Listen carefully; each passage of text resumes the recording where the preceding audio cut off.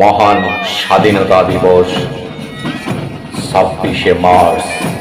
এই দিনটি বাংলার বুকে চিরস্মরণীয় হয়ে থাকবে যতদিন পৃথিবী বেঁচে থাকবে।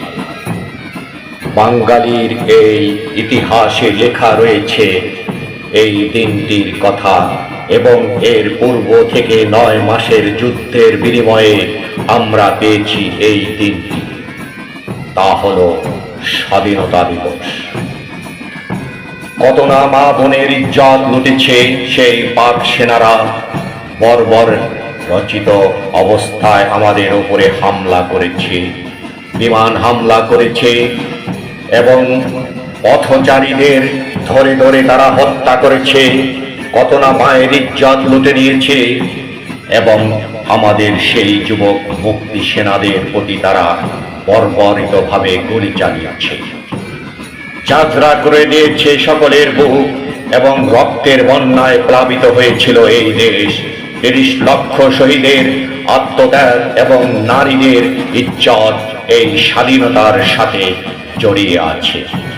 আমরা এই দেশটাকে যখন একত্রে সকলে হাত মিলিয়ে কাঁধে কাঁধ রেখে যুদ্ধে ঝাঁপিয়ে পড়েছি, তখন পাক বাহিনীরা আমাদের কাছ থেকে সরে যেতে বাধ্য হয়েছে।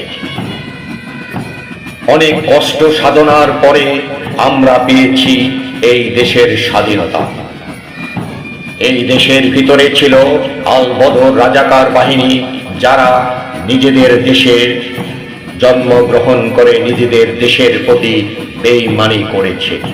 তাদেরকে আমরা কখনো ক্ষমা করি নাই এবং করব না, এবং তাদের বিচার এই বাংলার মাটিতেই হয়েছে। আমরা যখন এই দেশের সকলে হাতে হাত মিলিয়ে আমরা যখন আমাদের মা বোনদের ইজ্জতের কথা চিন্তা করে আমাদের দেশের লোককে গুলি করে হত্যা করেছে, তখন আমাদের দেশের যুবক ভাইয়েরা মুক্তি সেনাতে যোগ দিয়েছে।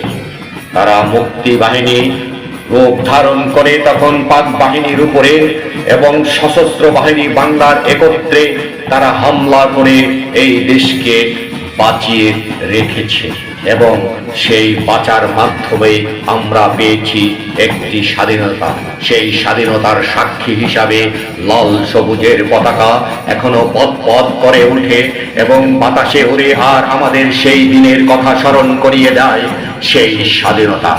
এই স্বাধীনতার কথা আমরা আজও ভুলব না। সাক্ষী হয়ে